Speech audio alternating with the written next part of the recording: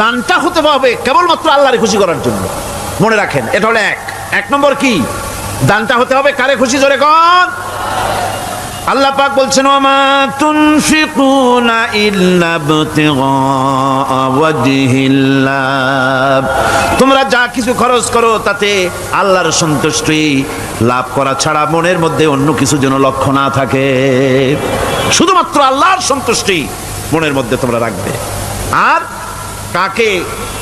কাউকে কোনো জিনিস দিয়ে তার কাছে অনুগ্রহ প্রকাশ করতে পারবে না। আমি তোমার এই উপকার করছিলাম, তুমি নেমক হারামের মতো আজ কথা বলো, এরকম বলে না।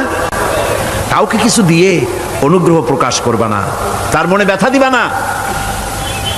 الذين ينفقون أموالهم في سبيل الله ثم لا يتبعون ما أنفقوا منا ولا أذى, যারা আল্লাহর পথে খরচ করে এবং খরচ করার পর নিজের অনুগ্রহ প্রকাশ করে না এবং কাউকেও মনোকষ্ট দেয় না, টাকা দিয়া খোটা দিল না, মনেও কষ্ট দিল না, তাদের জন্য পুরস্কারটা কি শুনুন।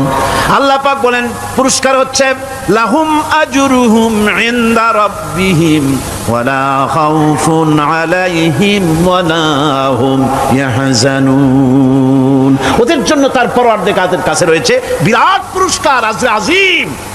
এদের জন্য কোনো ভয় নাই, কোনো চিন্তাও নাই, কিয়ামতে ডাইরেক্ট জান্নাতে চলে যাবে। সুবহানাল্লাহ। দানের এত ফজিলত যা ভাই আমি বলে শেষ করতে পারবো না, এত ফজিলত আল্লাহ দানের মধ্যে রেখেছেন।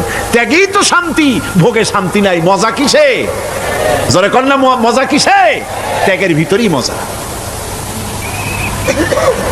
এরপরে আল্লাহ পাক বলছেন আল্লাহর পথে 3 নম্বরে হতেছে আল্লাহর পথে যা খরচ করবা বেছে বেছে ভালো জিনিসটা দিও, বাইসা বাইসা ছেঁড়া জামাটা দিও না।